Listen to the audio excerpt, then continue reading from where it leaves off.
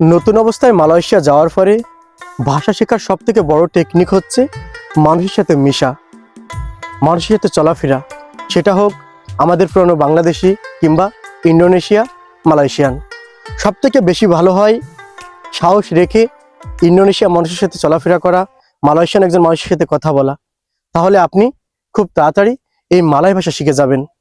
অনেক মানুষ প্রশ্ন করেন যে হাসিবুর ভাই, আপনি মালয় ভাষা কিভাবে শিখলেন?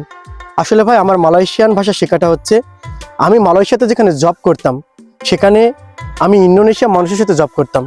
মানে নতুন অবস্থা থেকেই ইন্দোনেশিয়া মানুষের সাথে আমার জব শুরু ছিল। তো এই জন্যই আমি খুব তাড়াতাড়ি মালয় ভাষাটা জব্দ করে ফেলি, আর খুব তাড়াতাড়ি আমি মালয় ভাষাটা শিখে ফেলি। আর আমার এই মালয়েশিয়ান ভাষা শেখার পিছনে অনেক কিছু আছে ভাই, অনেক বড় গল্প আছে। সেটা আজকের ভিডিওতে আমি শেয়ার করব না, অন্য কোনো একটা ভিডিওতে আমি বলবো। কিন্তু আজকের ভিডিওতে আমি এতটুকু বলতে চাই, যারা মালয়েশিয়াতে নতুন গিয়ে মানে ভাষা শেখার চেষ্টা করতেছেন, বা আমাদের ভিডিও দেখেও কিন্তু ভাষা আপনি শিখতে পারতেছেন না, মানে দেখছেন ভিডিও, ওয়ার্ড শিখছেন কিন্তু মাথায় ধরে রাখতে পারতেছেন না। ভাই আমি বলবো কি, প্রতিটা দিন একটা কিংবা দুইটা ওয়ার্ড মনে করার চেষ্টা করুন।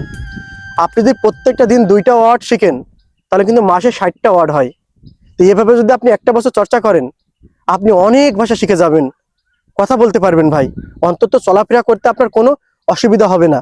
মার্কেট প্লেস, ব্যাংক ব্যালেন্স, যেখানে সেখানে আপনি অন্তত সাহস রেখে যেতে পারবেন।